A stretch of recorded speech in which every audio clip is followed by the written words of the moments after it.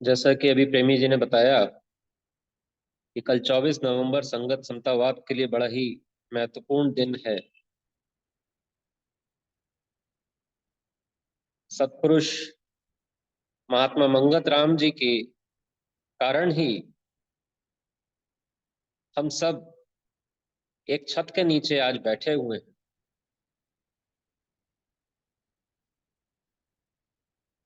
उस छत के नीचे हम सब इसलिए बैठे हैं एक साथ, क्योंकि इस शरीर में रह रहे जीव को संगत समतावाद की एक एक बात में सत्यता दिखती है। कुछ भी बनावटी नहीं है। हमारे महाराज जी का जीवन हमारे सामने है। महाराज जी हमें अपने जीवन से आगाह कर रहे हैं, चेतावनी भी दे रहे हैं समय समय पर कि किस प्रकार का जीवन हमें जीना है। इसी पर चर्चा करते हुए आज का विषय हम लोगों ने वाणी में कई बार पढ़ा है। बार बार करूं वंदना सतगुरु चरणी माही, मंगत सतगुरु भेंट से फेर गरब नहीं आई। आज इन दो पंक्तियों पर चर्चा की जाएगी। यहाँ उपस्थित सभी प्रेमीजन इस दोहे को जब से संगत समतावाद से जुड़े हैं सुनते आ रहे हैं व सुनाते आ रहे हैं। परंतु क्या यह सच में हमारे मन में दृढ़ता से बैठा हुआ है या नहीं, इसका अपने अपने विषय में अवलोकन करना चाहिए कि हम किस बात की वंदना अथवा प्रार्थना कर रहे हैं। इस दोहे को अलग अलग चरणों में गहराई से समझने का प्रयास करेंगे। प्रथम पंक्ति में है बार बार करूं वंदना।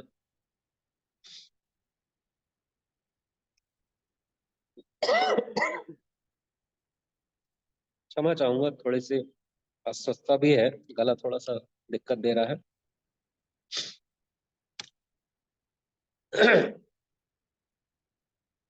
जब कभी भी हम महाराज जी द्वारा अवतरित वाणी का पाठ करें या लिटरेचर पढ़ें, यह सदैव याद रखना चाहिए कि ये जो नाम रूप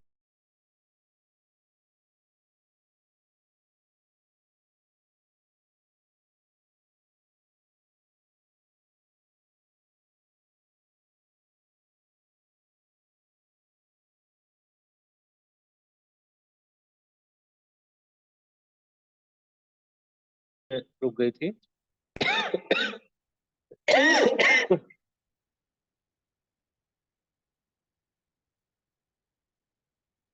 ओम ब्रह्म सत्यम सर्वत्र।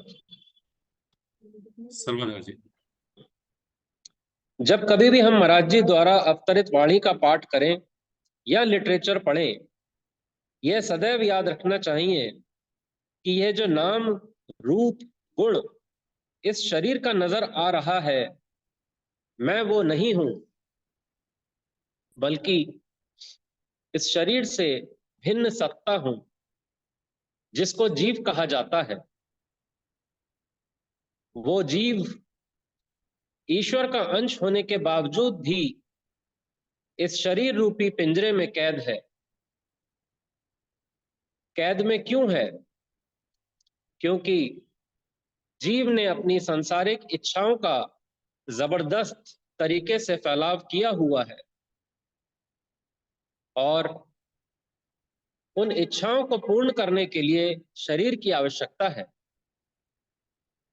परंतु अध्यात्म मार्ग पर इतने समय चलने के पश्चात यह बात बुद्धि में ठहर जानी चाहिए कि इन इच्छाओं का कभी अंत नहीं होगा। कई जन्मों से यह सिलसिला चला आ रहा है। इंद्रियों का क्या स्वभाव है? इंद्रियों का स्वभाव है अतृप्तता कभी तृप्त नहीं होती है। और हम लोग क्या करते हैं पूरे जीवन भर कि अपनी इंद्रियों को तृप्त करने में लगे रहते हैं। लगता है कि हाँ, ये इच्छा पूरी हो जाएगी तब मैं तृप्त हो जाऊंगा। क्योंकि इंद्रियों का स्वभाव अतृप्ता है। जब यह बात बुद्धि में ठहरती है तब ऐसा जीव सच्चे गुरु के संपर्क में आने के बाद समझने लग जाता है कि यह संसार निश्चित ही दुख रूप है व यहाँ इसका ठिकाना नहीं है। तब ऐसा शिष्य गुरु पर पूर्ण श्रद्धा रखते हुए बार बार प्रार्थना करता है कि फिर गर्भ में ना आना पड़े। बार बार वंदना इसलिए करनी पड़ती है क्योंकि जन्म जन्म के सांसारिक संस्कार इतने गहरे पड़े हुए हैं कि सिर्फ ये बात कह देने से या सुन लेने से मसला सुलझेगा नहीं। क्योंकि उस परम चैन ईश्वर सत्ता को पाना इंद्रियों का विषय नहीं, इसलिए ईश्वर को इंद्रिय गोचर कहा गया है। समस्त सांसारिक क्रियाओं को ईश्वर हुक्म में देखते हुए यह जीव सिर्फ एक ही भक्ति में लगने का निरंतर प्रयास करता रहता है कि हे ईश्वर, मैं जैसा भी हूं, भले ही इस शरीर से कैसे भी कर्म हो रहे हों, मैं आखिरकार तुम्हारा ही हूं। मैं ये भी समझ रहा हूं कि समस्त संसार में आपसे ज्यादा मेरे नजदीक और कोई नहीं। इसलिए आपसे प्रार्थना है कि मेरे और आपके बीच की जो दूरी है, जो कि स्वयं मेरी अज्ञानता के कारण ही है, उसको दूर करके मुझे अपनी शरण में ले लो। इस कार्य को करने के लिए यह शरीर मिला है और जिसने भी शरीर का प्रयोग ईश्वर मार्ग में चलने के लिए करा है वह निश्चित ही बेहतर जिंदगी जीते हैं। वह अंत समय में भी मन बाकी संसारियों की अपेक्षा शांत होता है। दोहे के अगले चरण में सतगुरु चरनी माही, बार बार करो वंदना सतगुरु चरनी माही। ईश्वर मार्ग में चलना स्वयं अपनी बुद्धि के अनुसार यह आसान ही नहीं बल्कि असंभव है। जो लोग हठी स्वभाव के होते हैं कि हमें जीवन जीते हुए यदि उन्हें अध्यात्म विद्या का शौक भी है तो भी उनकी यह हट होती है कि हमें गुरु की कोई आवश्यकता नहीं। एक तरफ तो बड़ी बड़ी बातें, ऐसा लगेगा कि सत्संग के सारे वचन तो इन्होंने बोल दिए, सब बातें भी इन्हें बहुत सारी पता है, लेकिन गुरु बनाने को तैयार नहीं। समाज में ऐसे बहुत से लोग दिखते हैं जो केवल मनमुखी जीवन या अध्यात्म मार्ग में भी सिर्फ अपनी बुद्धि अनुसार ही चलना चाहते हैं। उन्हें यह सोचना चाहिए कि सांसारिक जीवन जीते हुए कदम कदम पर गुरु की आवश्यकता पड़ती है। तो क्या जन्म मरण के बंधन से छूटने के लिए गुरु नहीं चाहिए? कहीं ना कहीं उनकी भक्ति बड़ी अधूरी होती है। उन मासूमों को यह नहीं पता कि ईश्वरीय भक्ति जन्म मरण के बंधन से छूटने के लिए की जाती है, ना कि अपने समस्त भोग प्राप्त होते रहे, जीवन खुशियों से भरा हुआ हो। खुशियों से भरा हुआ का मतलब कि हमारे जितने भी इंद्रियों के भोग हैं वो हमारे पूरे होते रहे।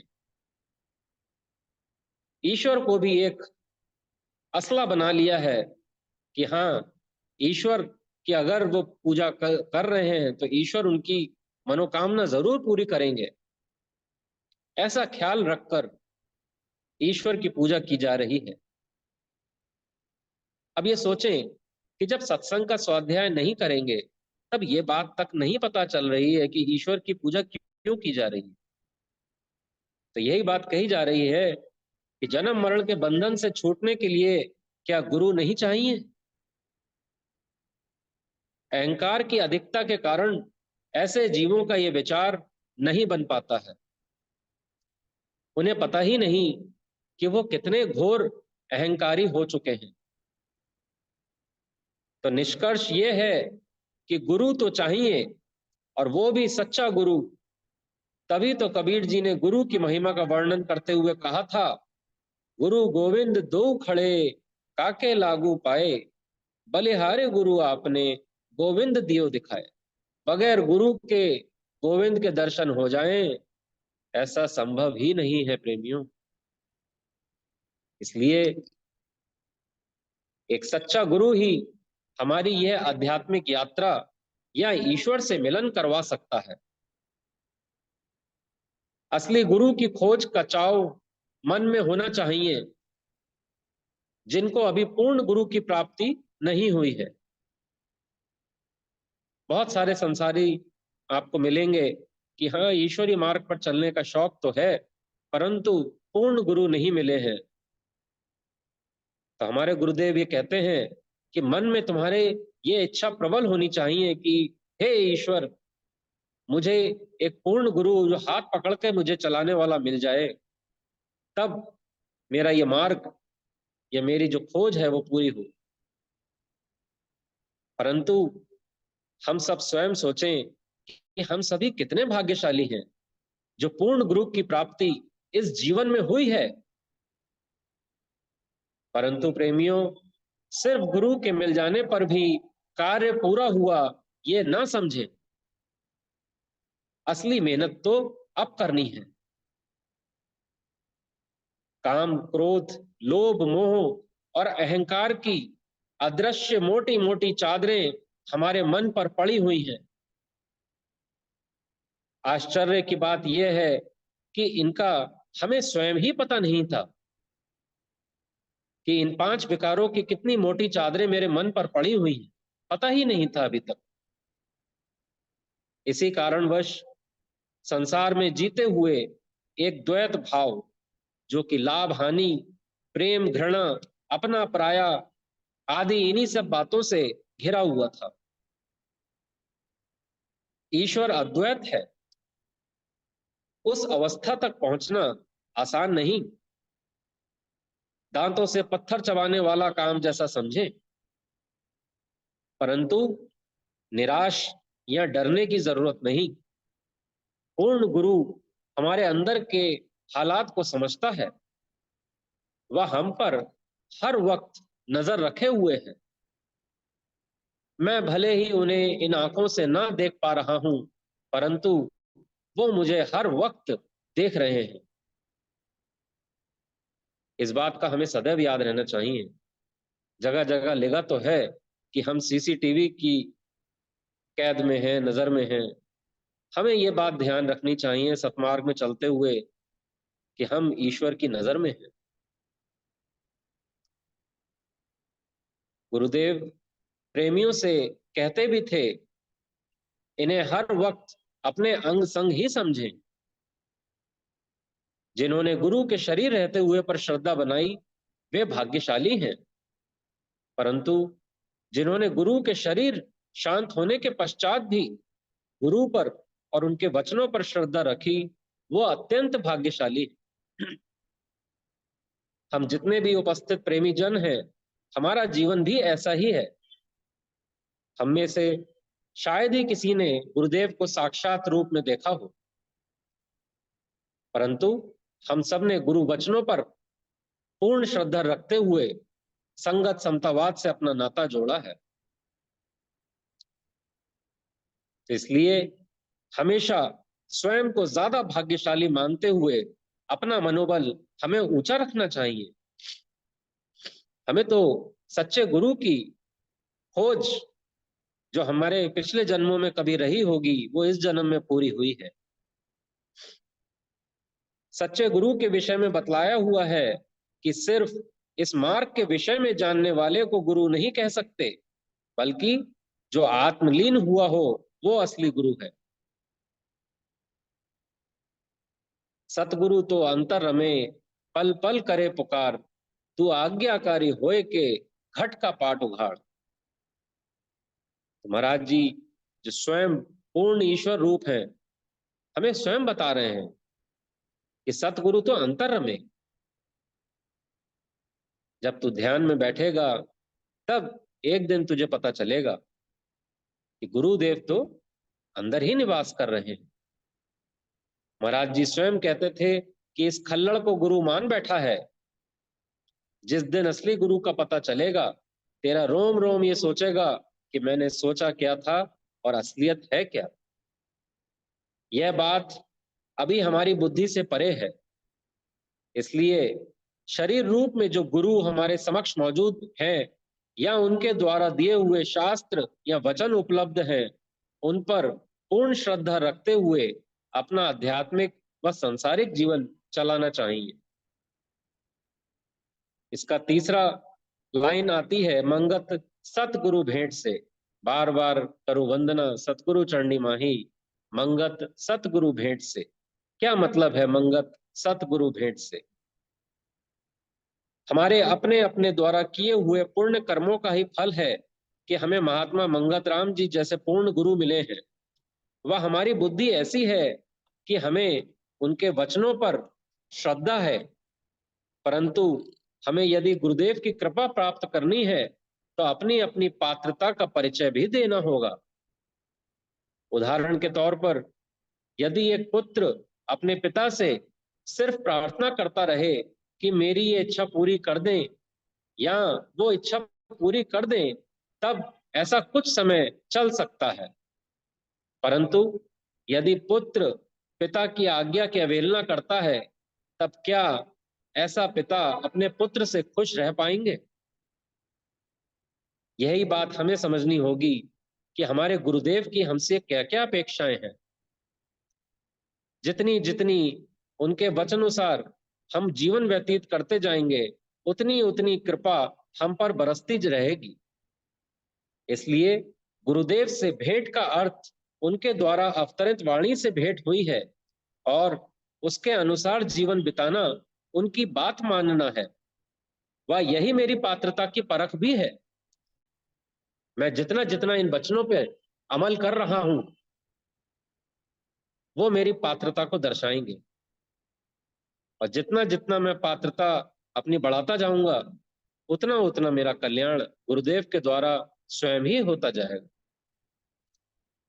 क्योंकि बात गुरु से संबंध बनाने की है, उनसे बात करते रहना आवश्यक है।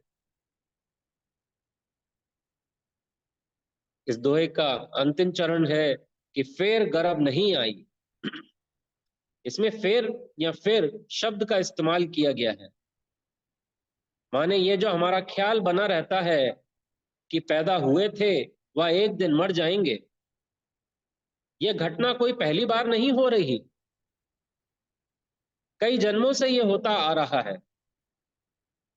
यह देह जो दिखाई दे रही है वो इस जन्म की है, जो संबंध हैं वो इस जन्म के हैं।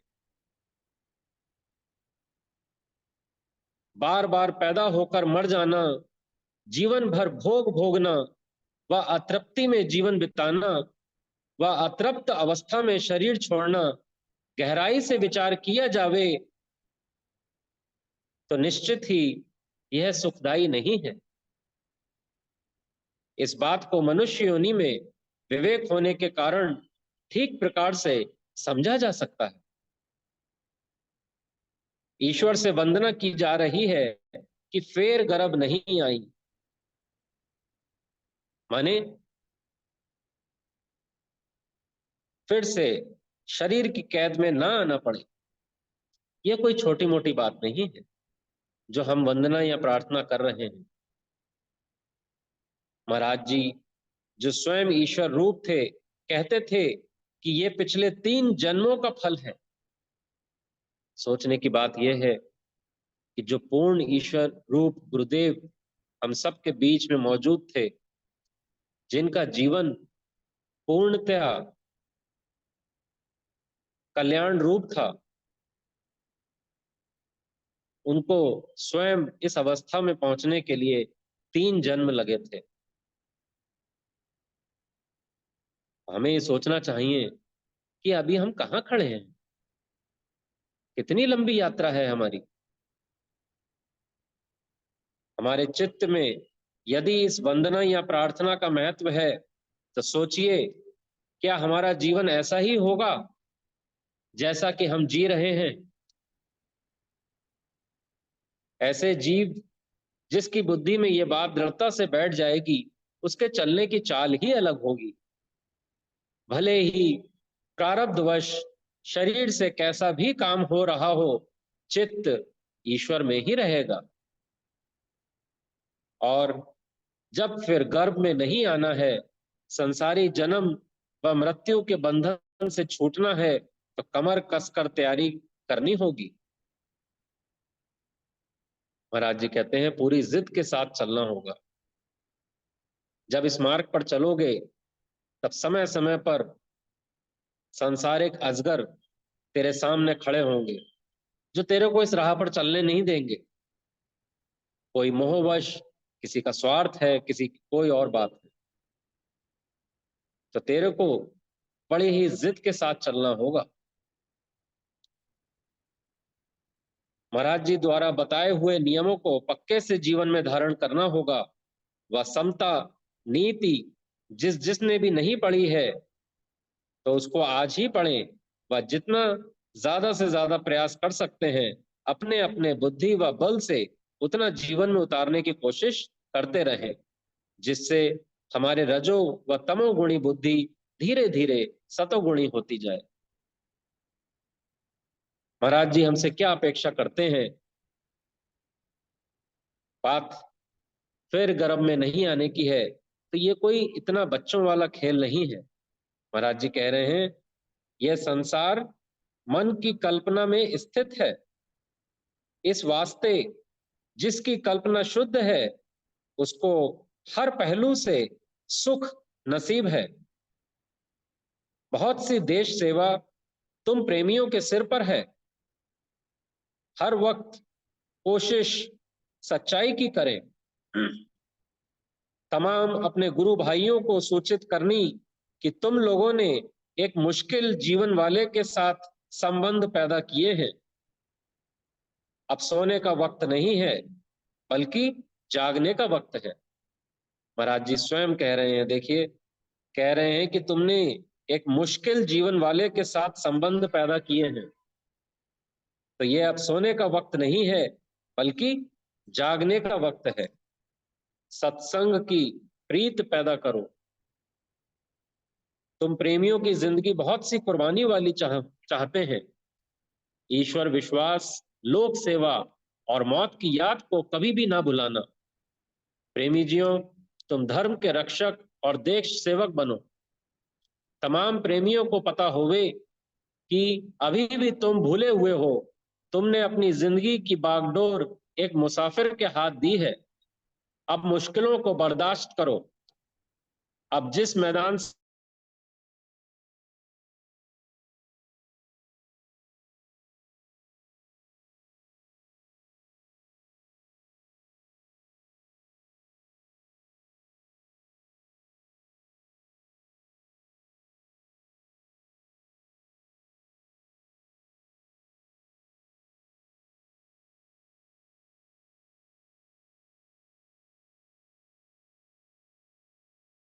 है कि तुम तमाम प्रेमियों को पता होवे कि अभी भी तुम भूले हुए हो। तुमने अपनी जिंदगी की बागडोर एक मुसाफिर के हाथ दी है। अब मुश्किलों को बर्दाश्त करो। अब जिस मैदान समता की तरफ आए हो, उसमें मर मिटो, तब हमेशा का जीवन को पाओगे। तो इन्हीं बातों के साथ अपनी वाणी को आज विराम देता हूँ। महाराज जी का कल का दिन और सत्पुरुषों का जन्म तिथि और पुण्य तिथि दोनों ही मनाई जाती हैं। इस वास्ते मनाई जाती हैं कि समय समय पर हमें याद आ रहे कि हमारे सतपुरुष गुरुदेव जिनको हमने अपना सिर देने की बात की है, उन्होंने अपना जीवन कैसे जिया। हमें भी उनके कथानुसार धीरे धीरे करके अपने मार्ग को कल्याण की ओर लेके जाना चाहिए, जिससे इस मानुष चोले की सार्थकता पूरी हो। ओम ब्रह्म सत्यम सर्वम।